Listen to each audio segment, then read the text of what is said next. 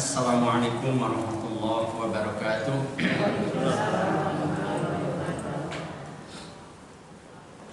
Alhamdulillah, alhamdulillahi hamdan katsiran tayyiban mubarakan fi mubarakan alaihi kama yuhibbu rabbuna wa yarda. Walhamdulillahi alladzi khalaqal mauta wal hayata liyabluwakum ayyukum ahsanu amala. Walhamdulillahi alladzi anzala sakinata fi qulubil mu'minin liyazdadu imanan ma'a imanihim.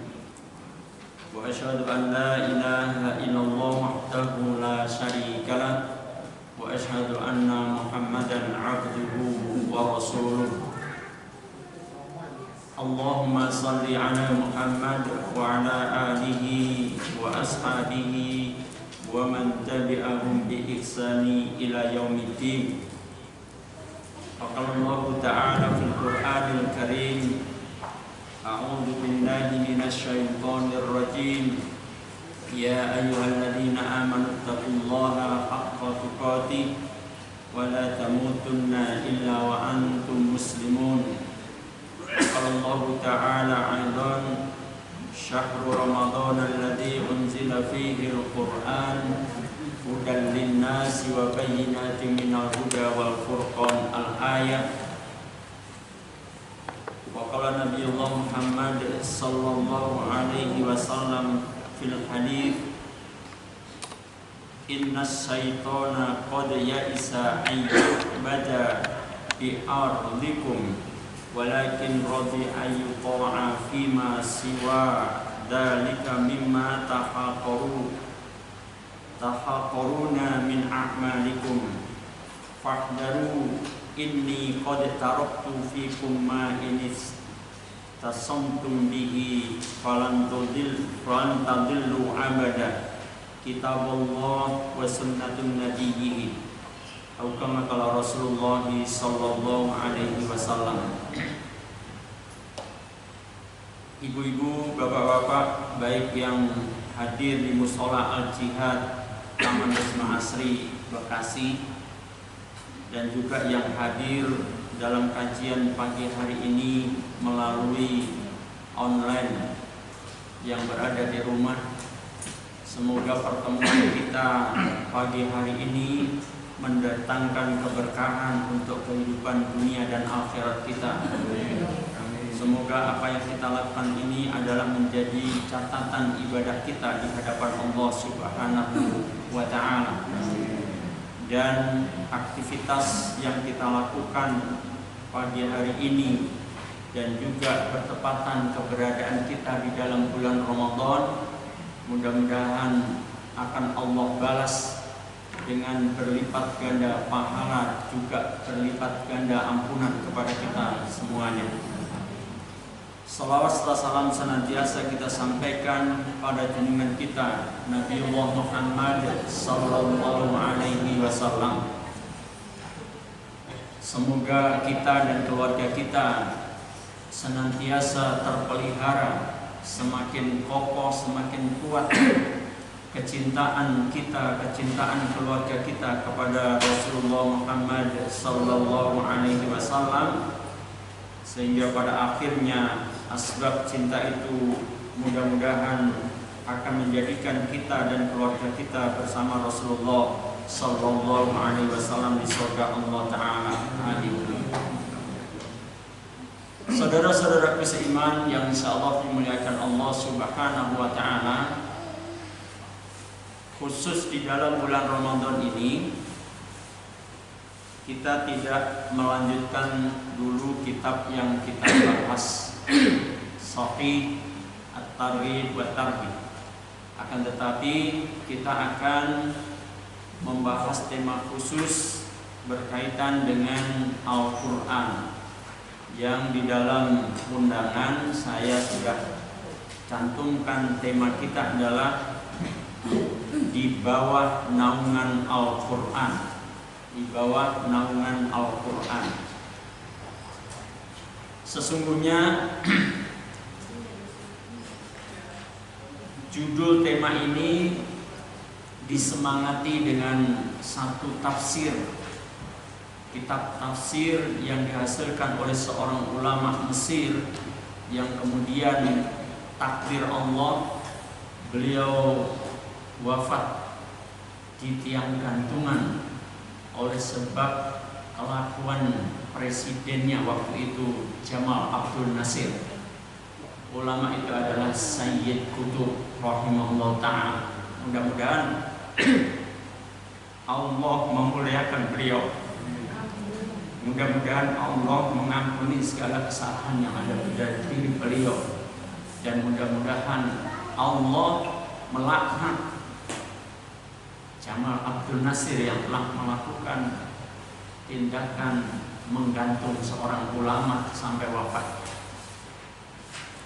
Saudara seiman, beliau membuat tafsir fi dhilalil Quran. Inilah yang kemudian menyemangati kita untuk mengambil tema di bawah naungan Al-Quran.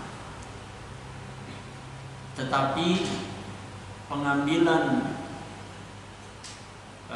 tema ini bukan bermaksud untuk membahas kitab tafsir tersebut, karena tentu bukan kapasitas saya untuk membahas tafsir tersebut. Dan kalaulah kita mau membaca tafsirnya pun juga membutuhkan waktu yang lama karena dia berjilid-jilid.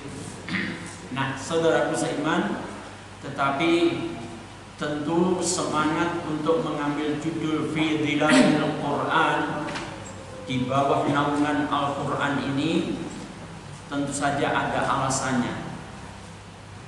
Tidak ada satu jaminan keselamatan kita, tidak ada satu jaminan kebahagiaan kita, tidak ada jaminan untuk menghantarkan kesuksesan kita, kecuali jika kita dan keluarga kita berpedomankan Al-Quran dalam kehidupan ini. Hanyalah sebuah kalimat, kata-kata di bawah naungan Al-Quran, bukan berarti jangan kemudian mentafsirkan letterless, kemudian Al-Quran cuma digunakan untuk memayungi kepalanya pada saat dia angkat sumpah. Ya, tentu tidak seperti itu, ya. Tetapi yang dimaksud dengan di bawah naungan Al-Quran ini adalah pun mengambil satu fungsi dari Al-Quran yang telah Allah tetapkan di dalam surat Al-Baqarah ayat yang ke-185. Di ayat itu Allah menyatakan Syahrul Ramadan alladzi unzila fihi al-Qur'an hudal linnas. Perkataan hudal linnas inilah yang dimaksud dengan di bawah naungan. Ya, di bawah naungan itu maksudnya menjadikan Al-Qur'an itu sebagai petunjuk kehidupan, ya, menjadikan Al-Qur'an sebagai petunjuk kehidupan.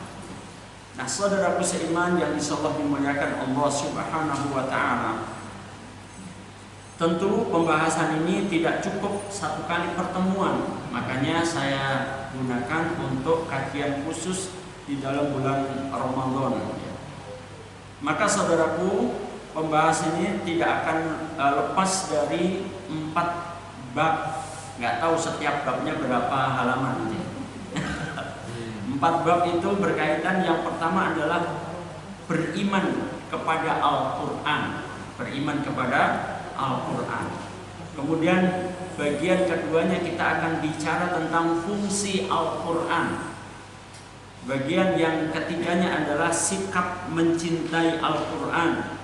Dan kemudian bagian yang terakhir adalah tilawah Al-Quran. Nah, dalam 4 bab ini tentu cukup panjang, ya, cukup panjang. Mudah-mudahan ibu dan bapak sekalian semuanya yang di rumah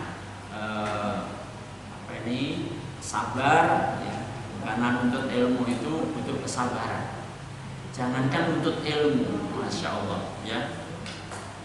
Dalam segala hal tentu saja, dalam peperangan sekalipun dituntut agar kita sabar ya, agar kita sabar. Orang beriman itu kalau perang harus sabar ya. Nah, saudaraku seiman yang insyaallah dimuliakan Allah Subhanahu wa taala, maka sebagai penghantar untuk menggambarkan secara keseluruhan, secara singkat apa yang hendak kita bincangkan adalah kita akan membincangkan tentang keimanan kita kepada Al-Quran berkaitan dengan rukun iman kita yang 6. Di antara 6 rukun iman itu adalah beriman kepada kitab-kitab Allah ya. Dan kemudian ketika kita bicara tentang fungsi Al-Quran, maka kita akan membincangkan untuk apa sebenarnya Allah menurunkan Al-Quran ini ya. Sebagaimana tadi saya gambarkan di dalam surat Al-Baqarah ayat 185 ya, maka dia mempunyai fungsi sebagai petunjuk kehidupan. Kemudian juga ketika kita telah mengetahui tentang fungsi Al-Quran, maka kita akan masuk pada bab sikap mencintai Al-Quran ya. Tentu dibutuhkan bukti. Ketika kita sudah mengetahui tentang fungsi Al-Quran, maka tentu dibutuhkan kita bersikap. Dan tentu kalau kita sudah menyebut sikap mencintai Al-Quran, karena ini pernah bagian ini kita bahas tersendiri, kita tidak akan luput membincangkan dari 5 sikap mencintai Al-Quran. Mulai dari mendengarkannya, kemudian membacanya, mempelajarinya, kemudian mengamalkan dan juga mendakwahkan. Termasuk mendakwahkan ini adalah memperjuangkan berlakunya Al-Quran dalam kehidupan ini. Dan kemudian kita akan masuk bab yang terakhir nanti, bab tilawah Al-Quran. Maka kita akan membincangkan 2 macam tilawah. 2 macam tilawah. Yang pertama, tilawah bermakna kita membaca Al-Quran, membaca huruf-hurufnya ya, kemudian menjadi lafal-lafal ayat Allah. Dan juga dalam hal tilawah, makna yang kedua adalah mempelajari dan mengamalkan Al-Quran ya. Mudah-mudahan Allah Subhanahu wa ta'ala memberikan kemudahan kepada kita semuanya untuk membahas tema besar ini, dan mudah-mudahan bisa tuntas sampai pertemuan akhir di dalam bulan Ramadan ini. Baik saudaraku seiman yang insya Allah memuliakan Allah Subhanahu wa ta'ala, kita akan memasuki bab yang pertama atau bagian yang pertama, yaitu beriman kepada Al-Quran. Saudaraku seiman yang insya Allah memuliakan Allah Subhanahu wa ta'ala, tentu saudara-saudaraku masih ingat ketika kita membahas hadis yang kedua di dalam kitab Arba'in Nawawiyah. Saya singkatkan cerita dalam hadis ini, bahwa hadis ini diriwayatkan oleh sahabat Umar bin Khattab radhiyallahu anhu, dan menceritakan ketika para sahabat berada di sisi Rasulullah sallallahu alaihi wasallam, kemudian tiba-tiba datang seorang tamu laki-laki yang sangat putih pakaiannya, ceritakan seperti itu ya, sangat putih pakaiannya, dan kemudian sangat hitam rambutnya, tidak terlihat padanya bekas perjalanan yang jauh, dan tidak seorang pun dari kami yang mengenalnya. Kalau dikatakan oleh Umar bin Khattab bahwa tidak ada seorang pun dari para sahabat yang hadir kala itu mengenal tamu itu, berarti orang tamu itu bukan penduduk situ ya. Tetapi memang cukup aneh, kalau bukan penduduk situ, tentu saja dia mengadakan perjalanan yang jauh untuk bertemu dengan Rasulullah Sallallahu Alaihi Wasallam. Dan karena kita tahu juga, kita bisa membayangkan bagaimana alamnya di Mekah, di Madinah, maka Kalau orang dari perjalanan jauh, mustahil kalau dia dalam keadaan pakaiannya bersih, seperti tanpa terusik oleh angin sama sekali gitu ya. Digambarkan bajunya terlihat ya, putih ya, bersih, kemudian rambutnya juga hitam ya, juga tidak menunjukkan kelelahan ya. Hingga kemudian tamu ini menghampiri Rasulullah Sallallahu Alaihi Wasallam, dan lalu kemudian menyandarkan kedua lututnya pada dua lutut Nabi Sallallahu Alaihi Wasallam. Kita bisa terbayangkan seorang tamu jauh, sahabat-sahabat saja tidak mengenalnya, tetapi dia begitu amat sangat berani. Para sahabat itu sangat hormat kepada Rasulullah Sallallahu Alaihi Wasallam. Ya. Bahkan kalau dalam pertemu dengan Rasulullah, para sahabat itu tidak berani mengangkat kepalanya. Tetapi tamu ini aneh. Ya. Kemudian tamu ini malah kemudian menyandarkan lututnya ke lutut Rasulullah Sallallahu Alaihi Wasallam. Ini tentu luar biasa kejadiannya. Dan kemudian lebih luar biasa lagi, kemudian meletakkan kedua telapak tangannya di atas paha Rasulullah Sallallahu Alaihi Wasallam. Masya Allah. Bisa ya terbayang pertemuan itu? Ya. Tamunya dekat, mepet, lututnya disandarkan ke lutut Rasulullah, kemudian tangannya diletakkan di kedua paha Rasulullah. Maka kemudian tamu tadi membuka pembicaraan dengan mengajukan pertanyaan dan kemudian menyebut nama Rasulullah Sallallahu Alaihi Wasallam. Jadi berarti orang ini kenal dengan Rasulullah Sallallahu Alaihi Wasallam. Wahai Muhammad, kabarkan kepadaku tentang Islam. Artinya tamu ini minta untuk diberitahu tentang Islam itu. Ya. Kemudian Rasulullah Sallallahu Alaihi Wasallam menjawab, Islam itu adalah. Ya. Kemudian dijawab, saya singkatkan saja. Ya.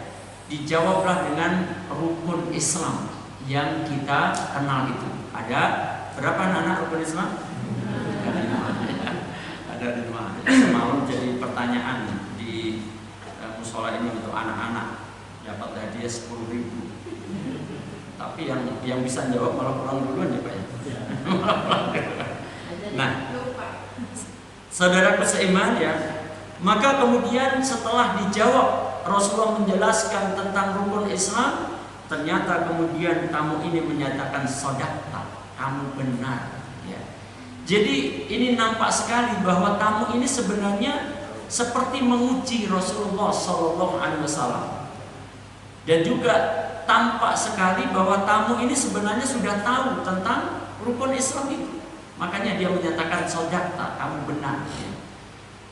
Maka kemudian tamu tadi melanjutkan meminta kepada Rasulullah, ya Muhammad, kabarkan kepadaku tentang iman, ya. Nah ini akan masuk pada bagian beriman kepada kitabullah. Ya. Maka kemudian Rasulullah Sallallahu Alaihi Wasallam menjelaskan tentang rukun iman kepada tamunya tadi. Yang pertama adalah kamu beriman kepada Allah. Yang kedua, kamu beriman kepada malaikat-malaikatnya. Yang ketiga, kamu beriman kepada kitab-kitabnya. Kemudian yang keempat, kamu beriman kepada rasul-rasulnya. Berikutnya, yang kelima, engkau beriman kepada hari akhir. Dan kemudian yang terakhir, yang keenam, engkau beriman kepada qadar baik dan buruk. Dan kembali, sang tamu kemudian menyatakan sodakta, kamu benar. Tolong perhatikan, rukun iman ini ada beriman kepada kitab-kitab Allah. Maka saudaraku seiman, kalau rukun iman itu, kalau dikatakan arkanul iman, maka tidak ada kebolehan satupun yang ditinggalkan. Ya, mulai dari beriman kepada Allah, sampai kepada takdir baik dan buruk. Maka tidak boleh ditinggalkan satu pun. Ya. Di antara 6 rukun iman itu kita dituntut sebagai hamba yang beriman adalah beriman kepada kitab-kitab Allah. Ya. Kita tidak membahasnya terlalu detail, tetapi tentu kitab-kitab Allah itu termasuk di dalamnya adalah Kitabullah Al-Quranul Karim. Ya. Maka ketahuilah bahwa beriman kepada Al-Quranul Karim adalah penentu layak atau tidaknya kita disebut sebagai orang beriman. Ya. Maka perhatikan keimanan kita terhadap Kitabullah Al-Quranul Karim, yang kemudian Allah Subhanahu wa Ta'ala di dalam surat An-Nisa, tolong perhatikan, lihat ya.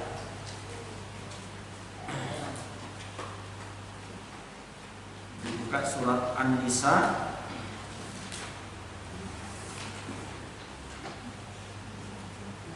Pak Rahmat bisa bantu saya ambilkan Quran terjemah.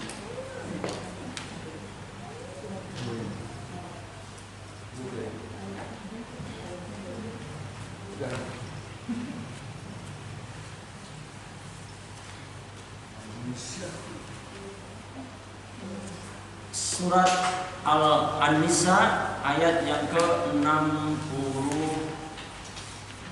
dimulai dari ayat 59. Coba dibacakan ayat 59.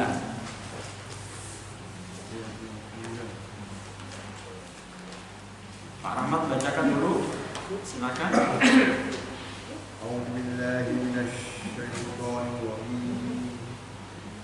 Bismillahirrahmanirrahim. Ya ayyuhalladzina amanu atii'u wa atii'ur rasul wa ulil amri minkum. Fa in tanaza'tum fi shay'in farudduhu ilallahi war rasul in kuntum tu'minuna billahi wal yawmil akhir. Dzalika khairun wa ahsanu ta'wila. Ya, cukup. Coba artinya. Wahai orang-orang yang beriman, taatilah Allah dan taatilah Rasul Muhammad dan ulil amri, pemegang kekuasaan di antara kamu. Kemudian jika kamu berbeda pendapat tentang sesuatu, maka kembalikanlah kepada Allah Tuhan dan Rasul sunnahnya.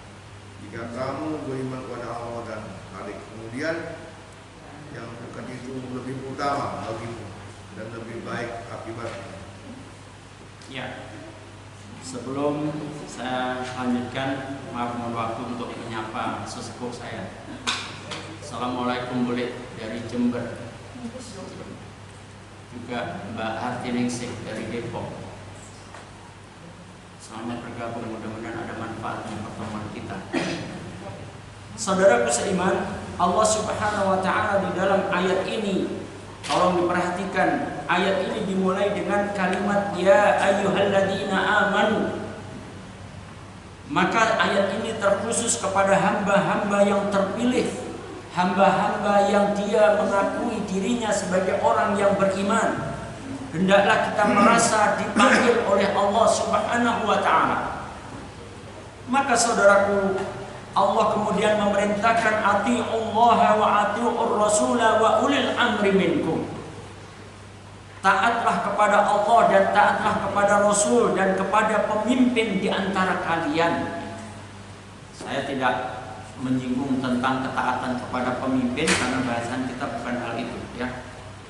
Kemudian dilanjutkan oleh Allah, fa in tanaza'tum fi syai'in, maka jika kalian berbeda pendapat tentang sesuatu.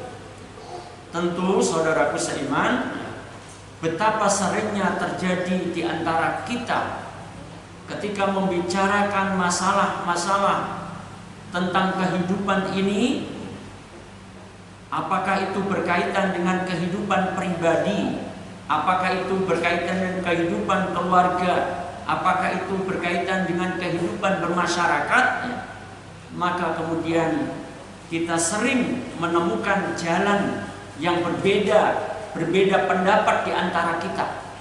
Kemudian kita berusaha untuk menyelesaikan masalah itu. Bagaimana Quran mengaturnya? Maka Allah Subhanahu wa ta'ala perintahkan apabila kita berbeda pendapat tentang sesuatu, farudduhu ilallahi war rasul, maka kembalikanlah perbedaan itu kepada Allah dan Rasul. Artinya coba ditengok bagaimana Allah mengatur, bagaimana Rasulullah memberikan keteladanannya tentang bab yang kita perselisihkan itu. Seringkali kemudian kita kalau dalam masalah keluarga yang sering kali muncul kemudian berkaitan dengan waris misalkan ya, maka ketika terjadi perbedaan pendapat tentang pembagian harta waris, kalau memang kita orang yang beriman, kalau memang keluarga kita adalah keluarga yang beriman, hendaklah kembali kepada Allah. Bagaimana Allah mengatur tentang pembagian waris, bagaimana Rasulullah menjelaskan tentang hal tersebut. Itu hanya salah satu contoh ya. Kemarin ada pertanyaan lewat WA, Ustaz, anak yang sesusuan itu boleh nggak dinikahkan? Ya, tentu nggak boleh, itu mahram. Kemudian muncul pertanyaan lanjutannya, bagaimana dengan adik dan kakak yang sesusuan? Mungkin gini, barangkali yang sesusuan ini punya saudara kandung, ya. Tetapi yang sesusuan cuma satu, ya. Ya tentu yang mahramnya adalah cuma yang satu sesusuan saja. Sedangkan adik dan kakaknya yang sesusuan ini karena tidak satu susuan, maka tentu bukan mahram, ya. Masya Allah, ya. Kalau kita kembali kepada Al-Quran dan As-Sunnah, maka bisa kita menyelesaikan hal tersebut. Nah, saudaraku seiman yang insya Allah dimuliakan Allah, kemudian kembalinya farudduhu ilallahi wa rasul, kemudian Allah menekankan bahwa semangat untuk kembali kepada Allah dan Rasul itu adalah ukuran keimanan. Coba perhatikan lanjutan ayatnya, in kuntum tu'minuna billahi wal yaumil akhir, ya. Jika kalian benar-benar beriman kepada Allah dan hari akhir. Maknanya orang yang semangat kembali kepada Al-Quran, orang yang semangat kembali kepada sunnah Nabi, maka berarti dia terbukti imannya kepada Allah, terbukti imannya kepada Rasulullah Sallallahu Alaihi Wasallam. Jika kemudian dalam perjalanan hidup ada yang tidak mau kembali Al-Quran, tidak mau kembali kepada aturan Allah, tidak mau kembali kepada sunnah Nabiullah Muhammad Sallallahu Alaihi Wasallam, maka pengakuan keimanannya tidak terbukti. Tidak terbukti, ya. Dan ini masya Allah, ibrohmatullah, ya.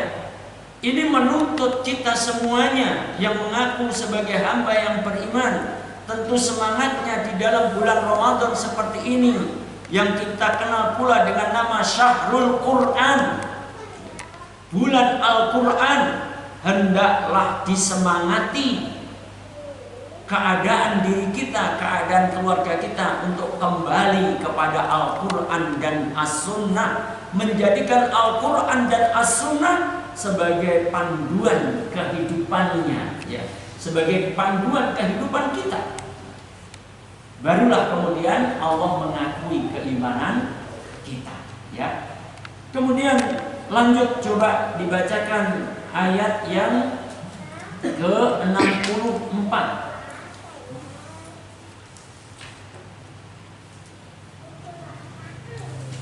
Oh bukan 64, 65.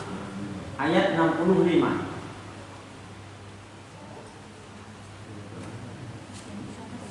Siapa yang mau baca? Monggo, Bu Sofi yang lama di Majalengka.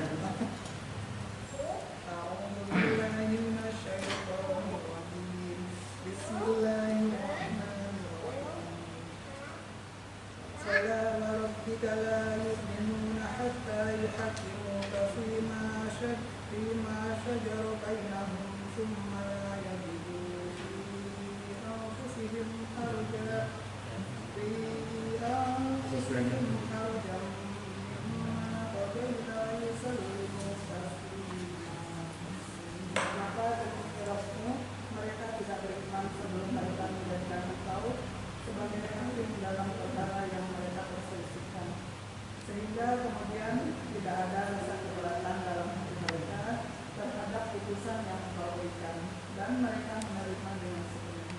Ya, baik saudaraku seiman yang disatukan Allah Subhanahu wa taala. Kalamullah yang sangat agung ini memberikan batasan apakah kita layak untuk menjadi disebut sebagai orang yang beriman atau tidak, berkaitan dengan aturan Allah Subhanahu wa taala.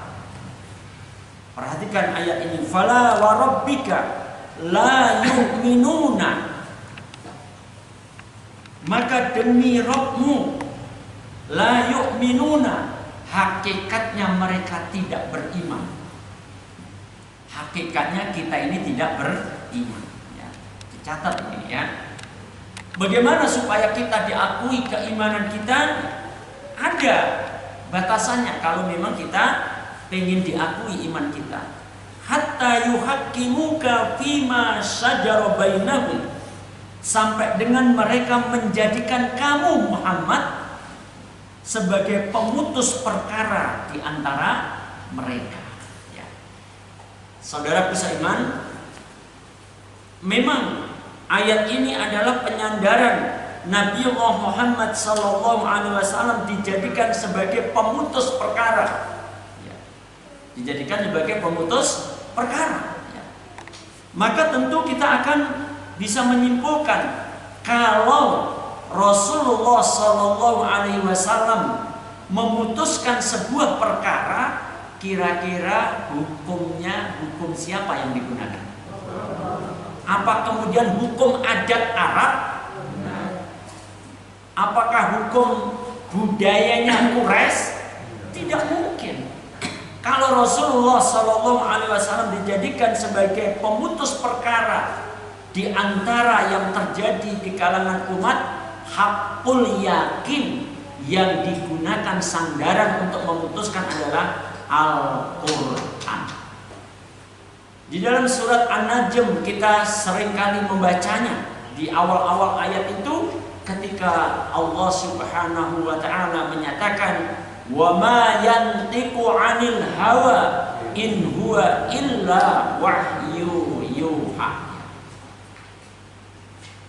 Jadi Rasulullah sallallahu alaihi wasallam itu ya, wa ma yantiqu 'anil hawa, bahwa yang diberikan, yang disampaikan oleh Rasulullah, jika Rasulullah menyampaikan sesuatu, kalau kita kaitkan dengan ayat 65 surat An-Nisa, jika Rasulullah memutuskan perkara, maka tidaklah akan mengikuti hawa nafsunya.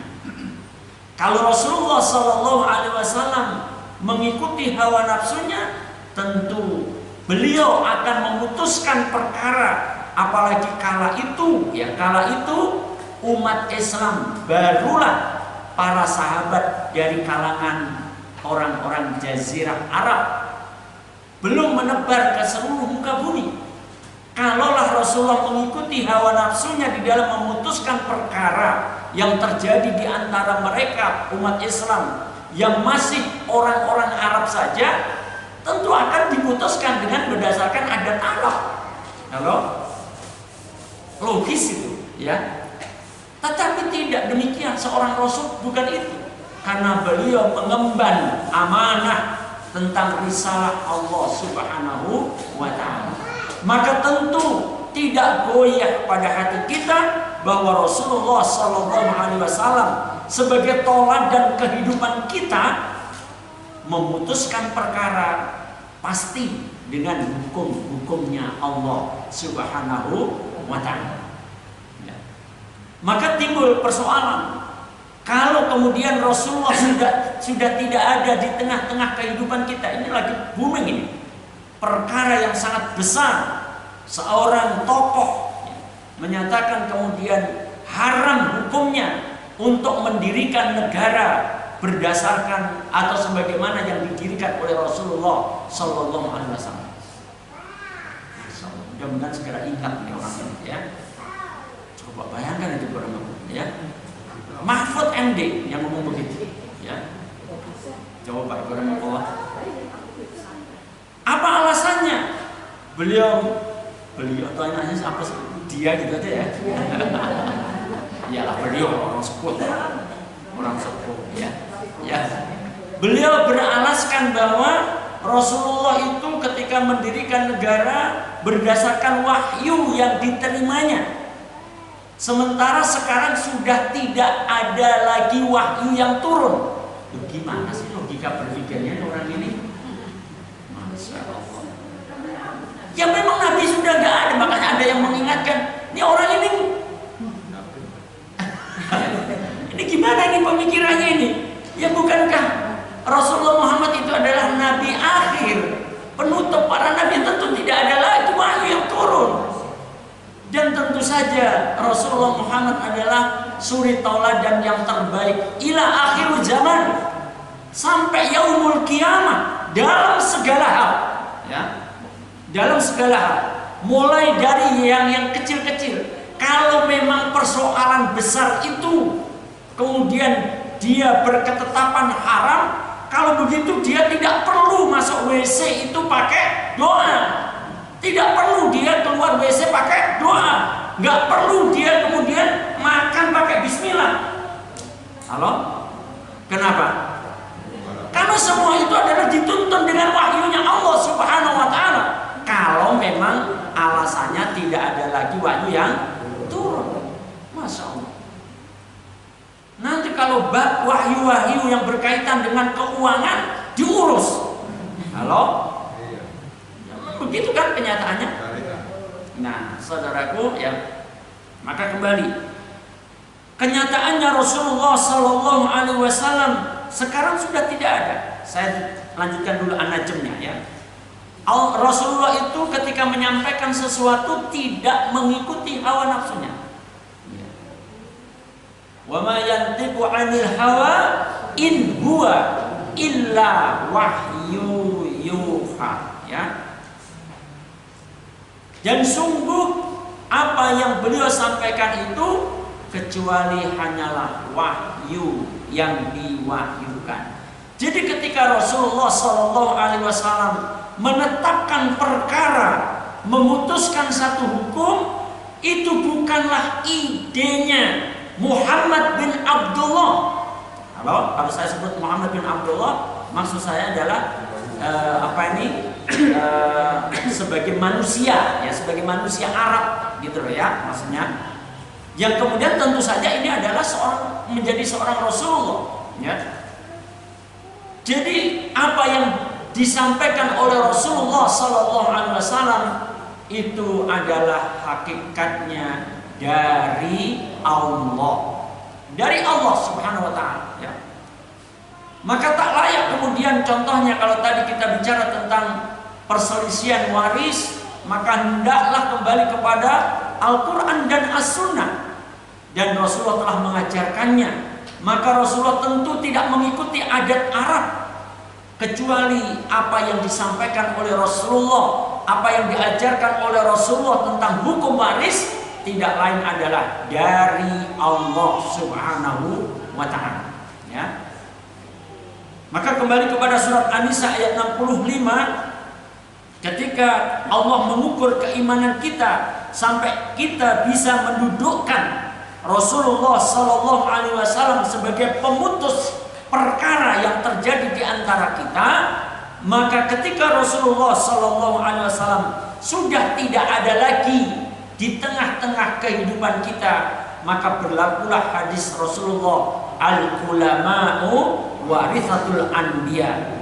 Ulama itu adalah pewarisnya Nabi. Tentu adalah ulama-ulama yang mereka menyandar kepada Al-Quran dan Al-Hadis. Tidaklah kemudian ulama-ulama yang mereka kemudian mengagung-agungkan adat istiadat, mengagung-agungkan budaya ya. Yang sekarang begitu kan. Nah, saudara-saudara, berhati-hatilah ya.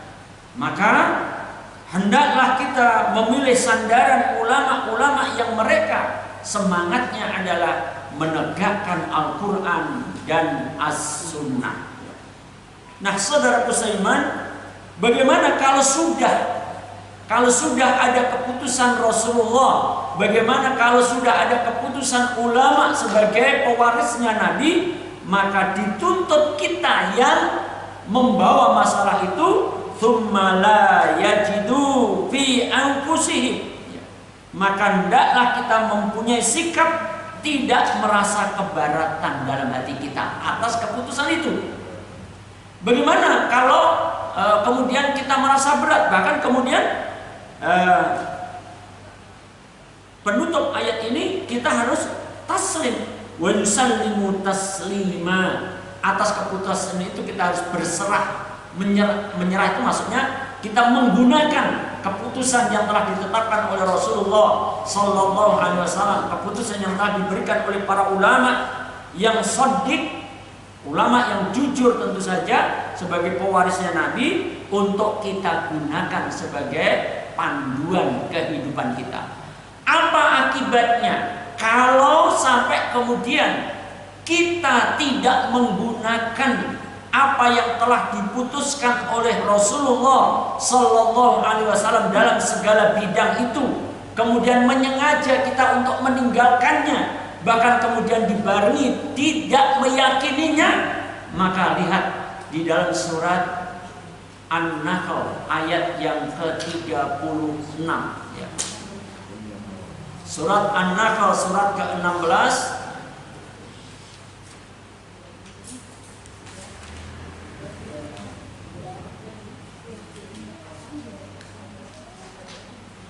apa keliru kali ya suratnya. Surat ke-36 coba dicek. Saya nyari yang ayatnya.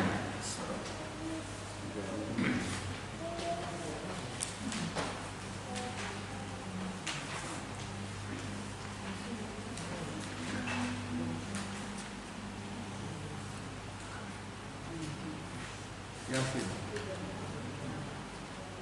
Surat An-Nahl ayat 36.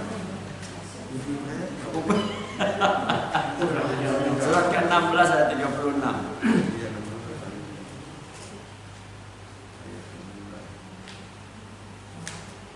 Ketemu Ibu? Coba bacakan Bu Win. Mudah-mudahan jadi obat untuk Bu Win ya. Membaca ayat adalah sifat.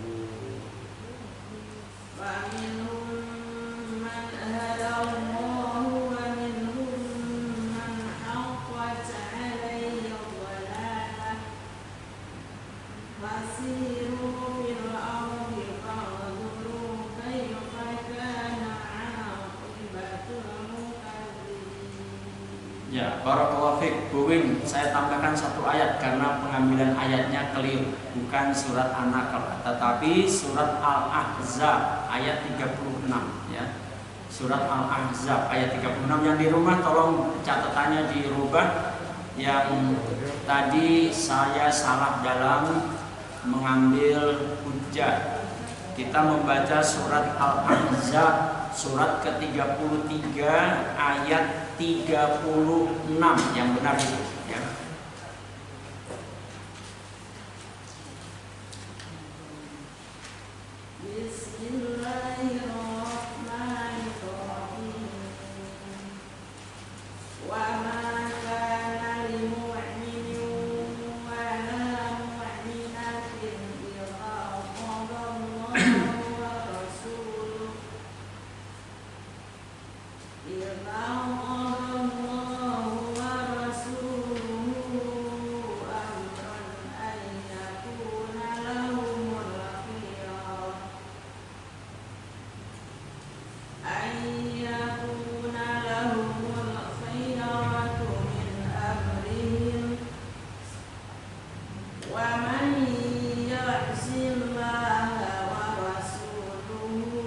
wa rasulahu wa man ya'sillaha wa rasulahu faqad dhalla dhalalan mubina. Dan tidaklah pantas bagi laki-laki yang mukmin dan perempuan yang mukmin apabila Allah dan Rasulnya telah menetapkan suatu ketetapan akan ada pilihan yang lain bagi mereka tentang urusan mereka. Dan barang siapa mendurhakai Allah dan Rasulnya, maka sungguh dia telah tersesat dengan kesesatan yang nyata. Ya, barakallahu fiik. Perhatikan saudaraku seiman.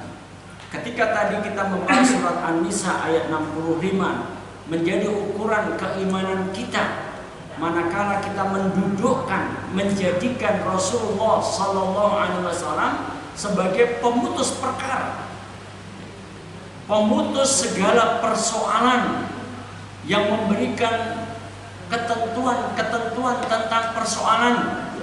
Yang tentu tadi saya jelaskan bahwa ketika Rasulullah Sallallahu Alaihi Wasallam telah memberikan aturannya, maka aturan yang disampaikan, yang diberikan oleh Rasulullah bukanlah mengikuti hawa nafsu beliau, akan tetapi yang beliau sampaikan, yang beliau putuskan, yang beliau tetapkan aturannya adalah datang sebagai wahyu dari Allah Subhanahu wa ta'ala. Tadi surat apa ayat berapa itu? Surat An-Najm ayat 3 dan 4. Sekarang kita membaca surat Al-Ahzab ayat yang ke-36.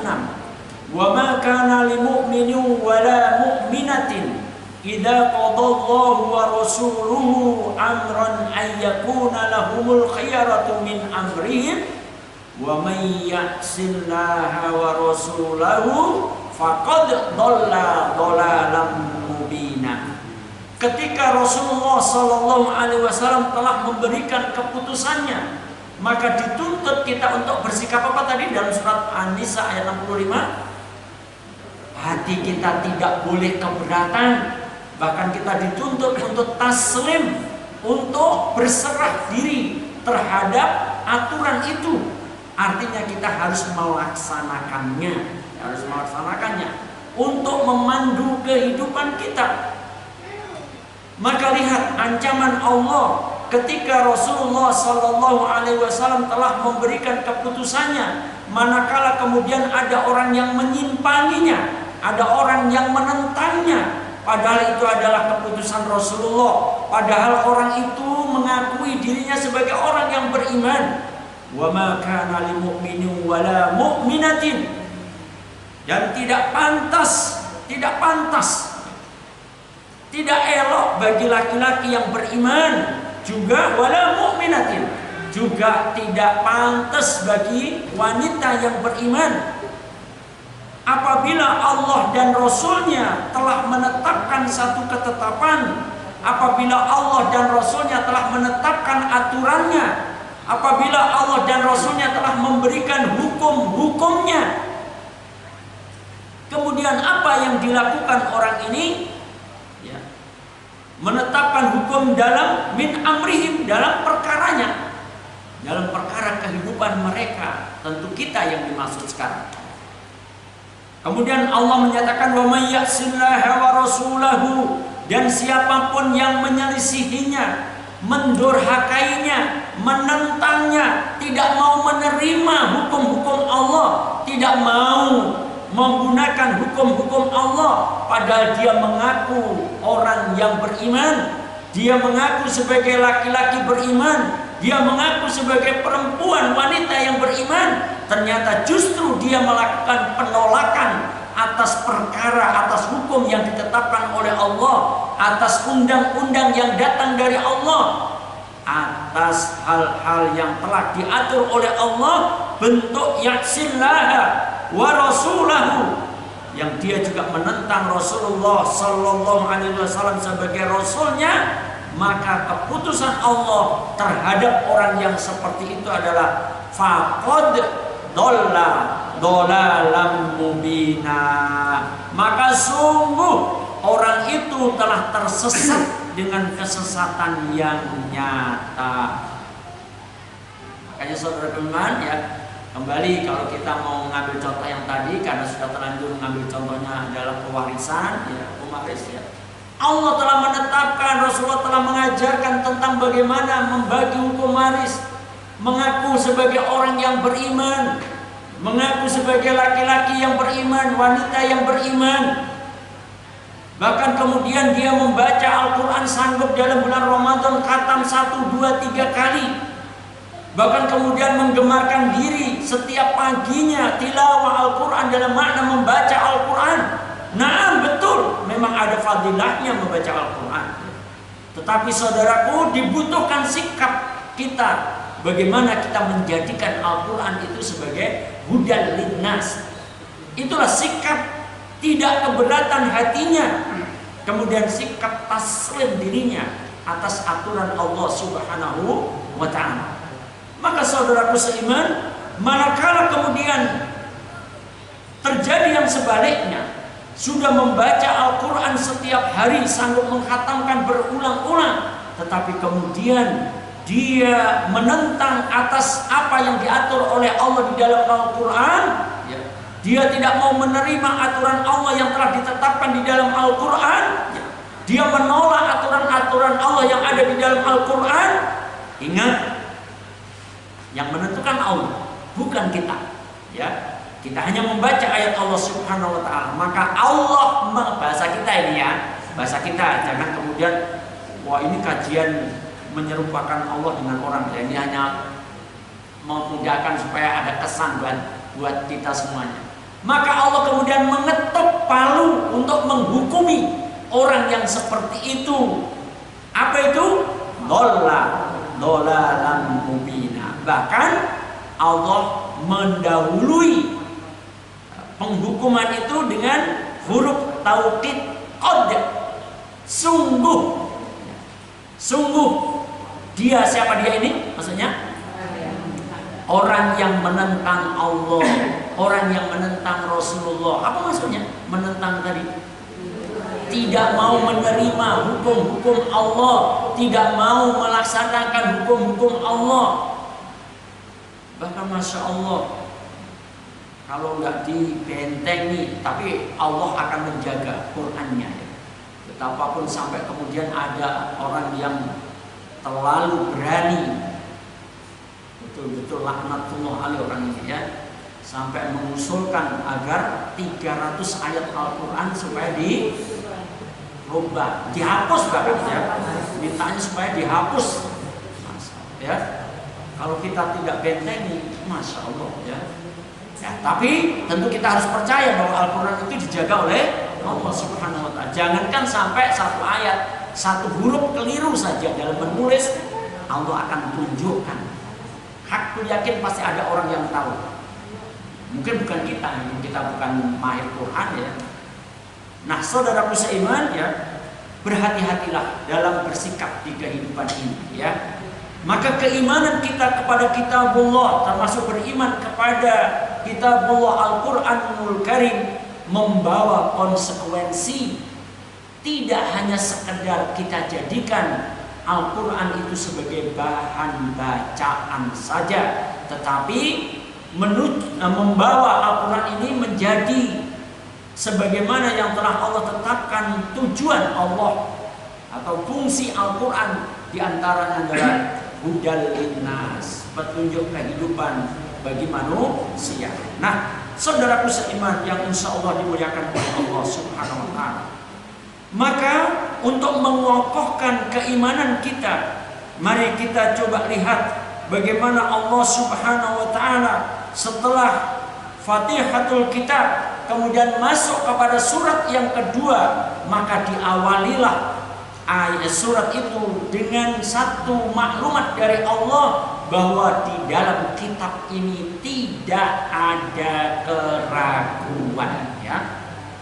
Silakan dibuka surat Al-Baqarah. Surat Al-Baqarah ayat yang kedua. Ayat yang pertama udah pada hafal semua. Pada hafal.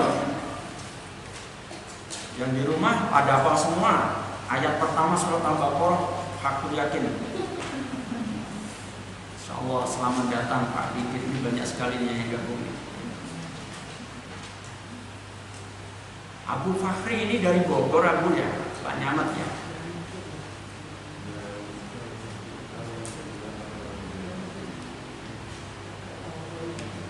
Ya silakan coba dibacakan. Ibu siapa yang mau membacakan? Ya monggo, yang di rumah Bu Sunarmi silakan.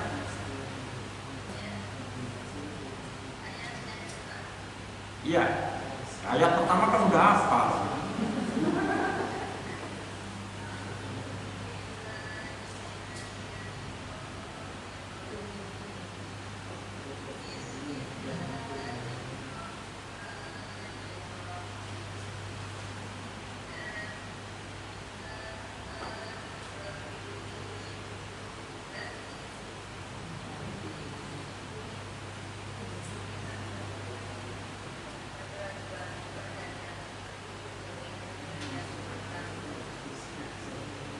Ya.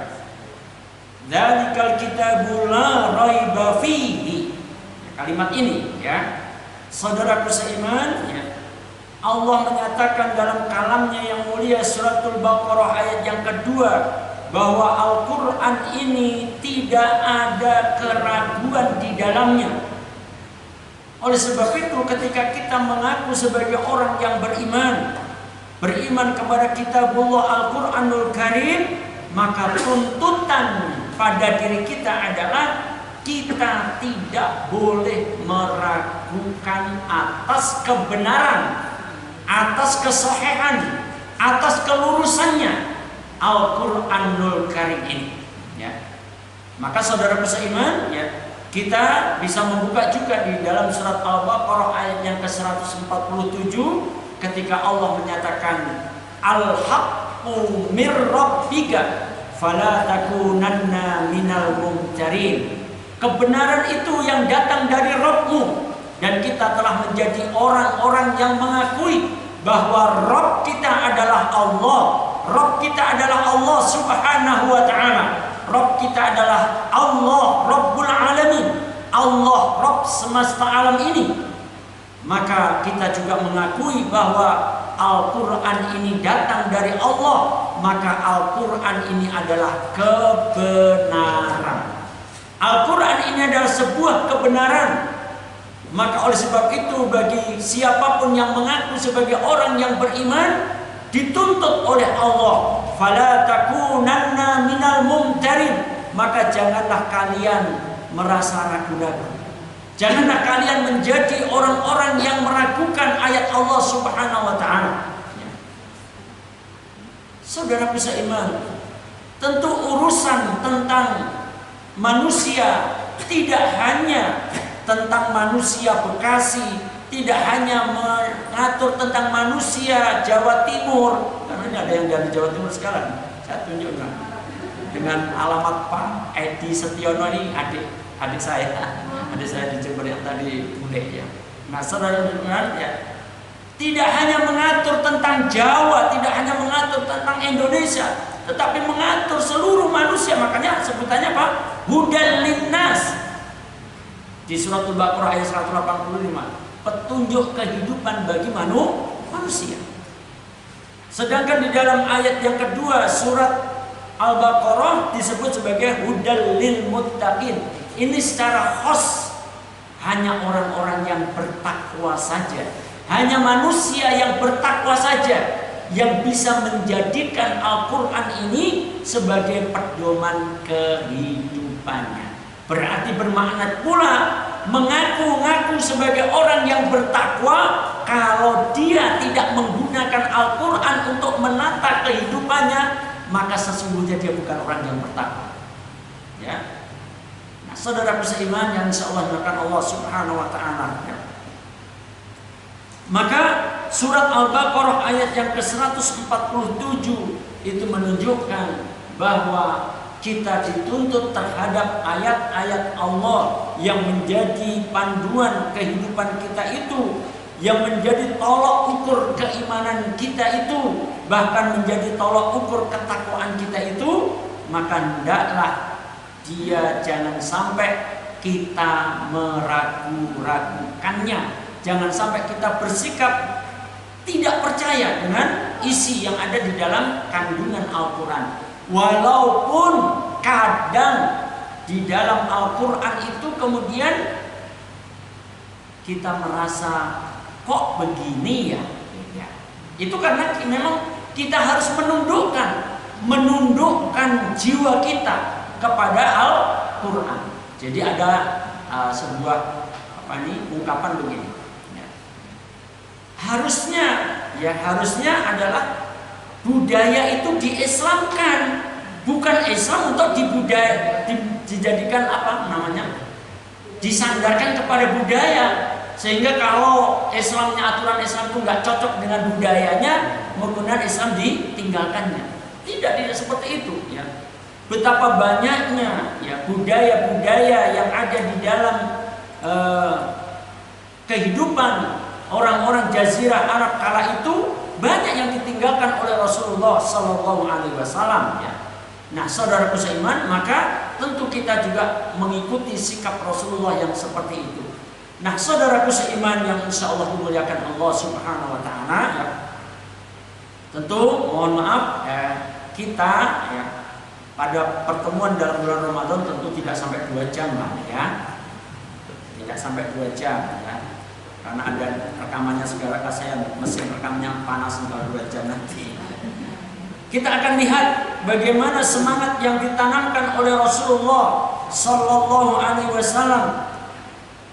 Yang bagian ini hadis-hadisnya sebenarnya sudah pernah kita membacanya dalam bahasan Shahih At-Targhib wa Tarhib ya. Di antaranya adalah hadis yang pertama dalam bab anjuran untuk ittiba, mengikuti sunnah ya. Mengikuti Al-Quran dan As-Sunnah ya. Dari sahabat Al-Irbad bin Sariyah radhiyallahu anhu, beliau berkata bahwa Rasulullah Sallallahu Alaihi Wasallam bersabda yang artinya Rasulullah memberikan wejangan kepada kami dengan wejangan yang membuat hati menjadi takut dan mata menjadi menangis. Kenapa? Karena ada kesan dalam penyampaian Rasulullah itu seperti Rasulullah pamitan ya.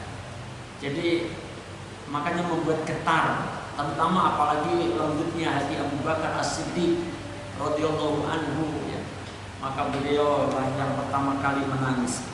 Maka kemudian kami berkata kepada Rasulullah, ya Rasulullah, sepertinya itu adalah nasihat perpisahan. Jadi yang dirasakan oleh para sahabat ketika Rasulullah khutbah menyampaikan wasiat kepada para sahabat, ternyata dirasakan oleh para sahabat ini kayaknya Rasulullah pamit gitu ya.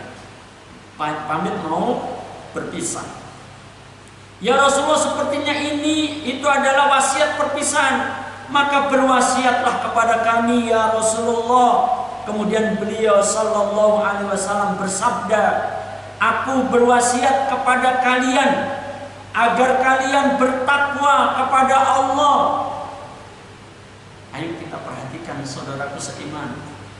Bayangkan Rasulullah sedang menyampaikan wasiat ini di hadapan kita. Beliau yang pertama kali wasiatkan adalah bertakwalah kepada Allah. Jadilah hamba yang bertakwa. Maka juga menjadi pelajaran bagi kita. Kalau kita hendak dan yang paling bagus, buatlah wasiat kepada keluarga. Walaupun kita masih seger-seger ini, enggak apa-apa, buat tertulis. Tapi tolong perhatikan, yang pertama jangan langsung ngomongin harta ya.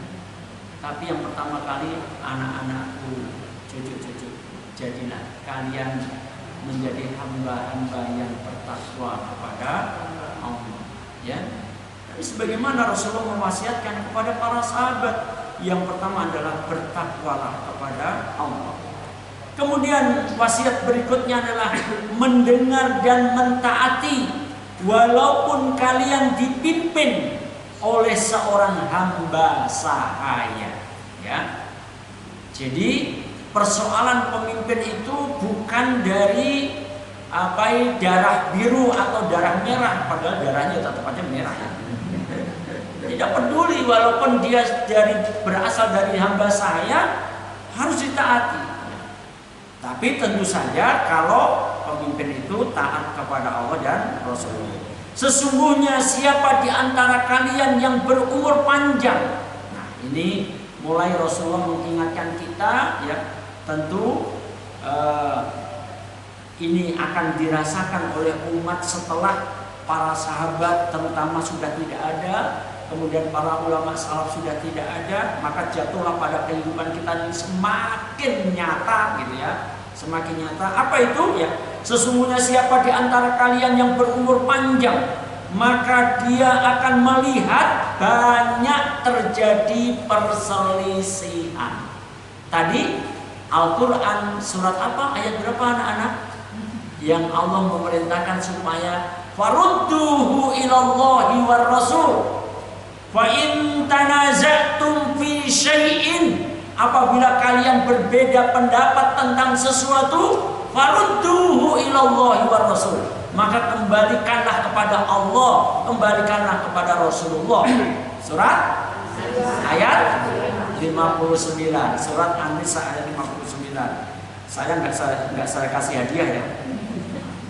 Kalau hadiah soalnya kayak dapat hadiah semua nanti. Ya. Maka kalian akan melihat banyak perselisihan. Kemudian wasiat Rasulullah kalau sudah terjadi seperti itu, maka kemudian beliau menyatakan, maka berpeganglah kalian kepada sunnahku. Ya. Sunnah ini adalah ajaran Rasulullah. Tentu ajaran Rasulullah sumbernya Al-Quran dan Al-Hadis, dan juga sunnah khulafa ar-rasyidin, ya, bagaimana para sahabat mempraktekkan hukum-hukum yang telah ditetapkan oleh Allah itu. Maka rujuknya adalah bagaimana para sahabat itu jadi tauladan kita, ya, dalam mempraktekkan. Kemudian perintah berikutnya, bagaimana kita memegang Al-Quran, sunnah Nabi atau sunnah khulafaur rasyidin itu digambarkan oleh Rasulullah. Gigitlah dia dengan gigi gerahmu. Jadi ibu rahimahullah, jamaah sekalian, menegakkan Al-Quran, berpegangkan Al-Quran itu butuh kekuatan, ya. Butuh kekuatan sampai digambarkan gigitnya jangan pakai, ya, gigi depan. Kalau gigi depan nggak kuat, ya, maka digambarkan gigitlah dia dengan gigi gerahammu supaya kuat untuk mempertahankan. Jangan sampai lepas dari gigitan kita, jangan sampai lepas dari diri kita, jangan sampai lepas dari keluarga kita. Sunnah Nabi dan juga sunnah khulafaur rasyidin mewakili para sahabat, ya. Kemudian Rasulullah juga menyatakan, jauhilah kalian dari kalian ajaran-ajaran agama yang dibuat-buat. Ini seringkali kemudian kita sebut sebagai bid'ah, ya. Sepakat semua ulama sepakat bahwa bid'ah itu harus dihindari. Kita tidak masuk pada masalah pembahasan bid'ahnya, kemudian nanti pecah. Setelah sepakat bahwa bid'ah itu harus dihindari, maka kemudian masuk pada titik berikutnya adalah ada yang berpendapat ada bid'ah hasanah, bid'ah munkar dan sebagainya. Kita tidak pedulikan itu. Pokoknya kalau bid'ah harus dihindari, ya. Semangatnya gini loh, semangatnya, ya. Yang diajarkan Rasulullah saja kita belum kafah, gitu, ya. Kenapa kita harus membuat-buat yang lain, ya? Hendaklah kita mencukupkan dengan apa yang diajarkan oleh Rasulullah Sallallahu Alaihi Wasallam. Jauhlah oleh kalian ajaran-ajaran agama yang dibuat-buat, karena semua itu bid'ah dan semua itu adalah kesesatan. Ya, wa iyyakum wa muhdatsatil umur fa inna kulla bid'atin dhalalah. Ini kalimat terakhir dari Rasul dalam hadis ini. Nah, saudaraku seiman, ya, Kemudian hadis yang berikutnya adalah dari Surah Al-Khuzai radhiyallahu anhu. Dia berkata bahwa Rasulullah sallallahu alaihi wasallam bersabda, "Abshiru, alaysa tashhadu an la ilaha illallah anni Rasulullah?" Qalu bala. Qala inna hadzal Qur'an sababun wa tarfuhu biyadillah wa tarfuhu biaidikum fatamassaku bihi fa innakum lan tadillu wa lan tahliku ba'dahu abada. Berbahagialah, bukankah kalian adalah sudah bersaksi bahwa tiada sesembahan yang hak kecuali Allah dan bahwa aku adalah utusan Allah? Kalau kita ditanya begitu gimana? Sudah kan? Kita sudah bersaksi, kita sudah bersahadat kan?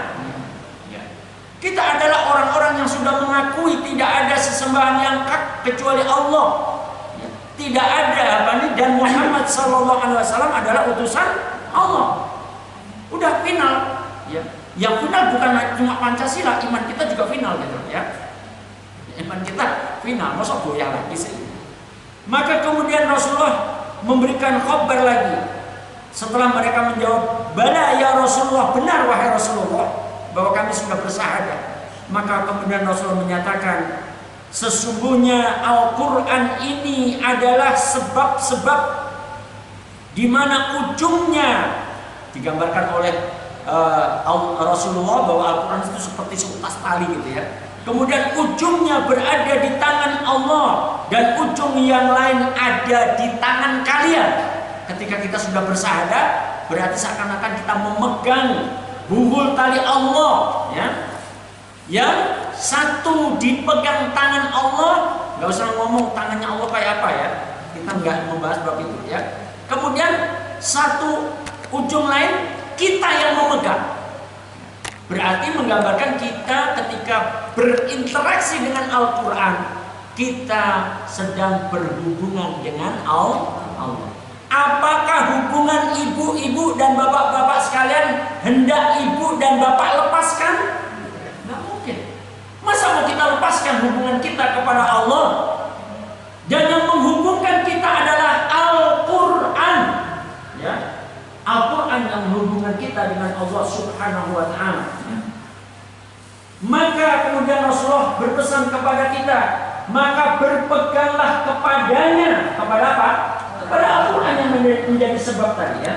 Maka berpeganglah kepadanya, sebab kalian tidak akan tersesat dan kalian tidak akan binasa sesudahnya untuk selama-lamanya. Artinya kalau kita terus berpegang dengan aturan Allah, berarti kita terus terhubungkan kepada Allah dengan berpedomankan Al-Quran. Kita dijamin oleh Rasulullah Sallallahu Alaihi Wasallam tidak akan tersesat, tidak akan binasa untuk selama-lamanya. Nah, saudaraku seiman, kemudian hadis yang terakhir sebagai penutup pertemuan kita datang dari Ibnu Abbas radhiyallahu anhuma bahwa Rasulullah sallallahu alaihi wasallam berkhutbah di hadapan manusia pada saat haji wada.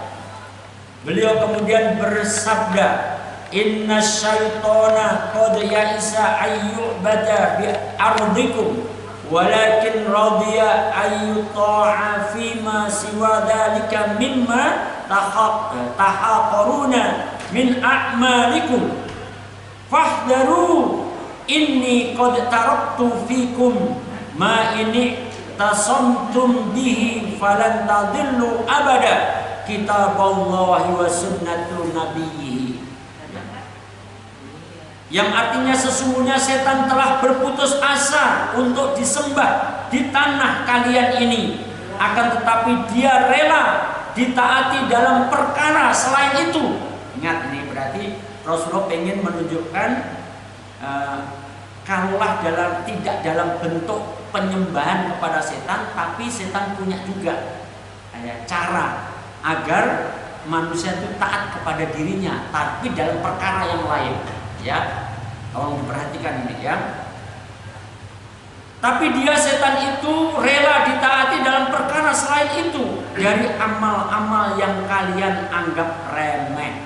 Seringkali kita kemudian meremehkan amal-amal. Yang sering kita remehkan apa amal itu?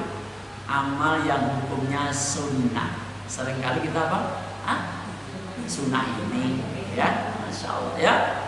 Ini berbahaya sekali. Dulu kita pernah membahas tentang pintu-pintu setan, ya kan? Termasuk juga kita hanya saya mah cukup yang wajib-wajib aja. Walaupun memang ada betul, ada hadis yang sahabat bertanya, ya Rasulullah, kalau aku melaksanakan yang wajib saja, aku masuk surga enggak?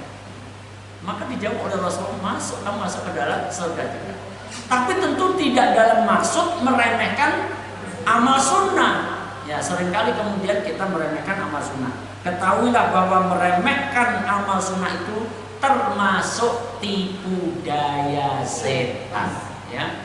Karena hal yang wajib yang kita laksanakan belum tentu sempurna, sementara yang sunnah-sunnah itu untuk nambal ketidaksempurnaan amal wajib kita. Nah, saudaraku seiman, ya. Kemudian Rasulullah menyatakan, maka berhati-hatilah kalian. Coba Rasulullah menekankan, berhati-hatilah kalian, ya. Sesungguhnya aku telah meninggalkan pada kalian sesuatu yang mana kalian tidak akan tersesat untuk selama-lamanya asal kalian berpegang kepadanya, ya. Jadi Rasulullah di akhir ini menyatakan, inni qad taraktu fikum ma in tasamtum bi falan tadillu abada, ya. Bahwa Rasulullah SAW menanyakan bahwa sesungguhnya aku telah meninggalkan kepada kalian sesuatu di mana kalian tidak akan tersesat selama-lamanya asal kalian berpegang kepadanya. Apa itu? Kemudian Rasulullah menyebut kitaballahi wa sunnatan nabiyhi, ya. Kitabullah yang dimaksud apa ini? Al-Quran dan sunnah nabinya. Nah, saudaraku seiman, maka ini sebagai kajian pertama di bawah naungan Al-Quran. Kita baru pada bab yang pertama, mengimani Al-Quran. Mudah-mudahan apa yang kita bahas pada hari ini menambah kokohnya iman kita dengan memohon kepada Allah, Allahumma zidna imana. Kita memohon agar Allah menambah keimanan kita semua. Amin. Saudaraku seiman, ya. Maka sebelum kita akhiri, barangkali ada yang mau didialogkan, tafadhol maskurah.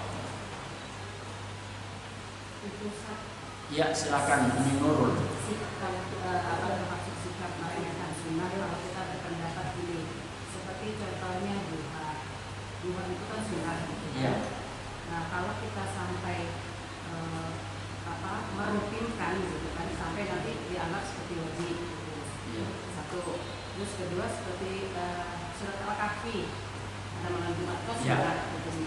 Tapi nanti kalau kita sampai takut ketinggalan sampai terbenturkan, nanti dianggap sesuatu wajib, gitu. Nah, itu apa? Termasuk kita meremehkan sunnah atau bukan? Ya. Kalau takutnya kita dianggap sesuatu itu menjadi wajib, gitu. Barakallahu fiik. Saudaraku, ada yang bertanya, sikap meremehkan hal-hal yang sunnah, artinya amal-amal sunnah. Tadi dicontohkan sholat duha. Bukankah sholat duha itu hukumnya sunnah? Maka bagaimana sebenarnya sikap meremehkan sholat duha yang hukumnya sunnah? Tentu kita menyengaja, bahkan kemudian mensikapinya untuk melecehkan sunnah sholat duha, ya. Tetapi kalau kemudian kita mendawamkan untuk sholat duha, ada kekhawatiran tadi dari penanya, ada yang mengkhawatirkan seakan-akan kita mewajibkan sholat duha yang sesungguhnya hukumnya sunnah. Tidak bisa berakibat seperti itu. Karena kita mewajibkan untuk diri kita sendiri nggak apa-apa untuk meraih kebaikan, ya. Tetapi bukan bermakna bahwa menjadikan atau merubah hukum sunnah sholat duha itu menjadi hukum wajib. Tidak, tetap hukumnya tetap. Tapi kita mewajibkan seakan-akan diri kita paksa untuk tetap melakukannya, jangan meninggalkannya. Cuma tolong perhatikan, suasana hati kita pun tidak boleh terseret. Ini juga bisa menjadi tipu daya setan.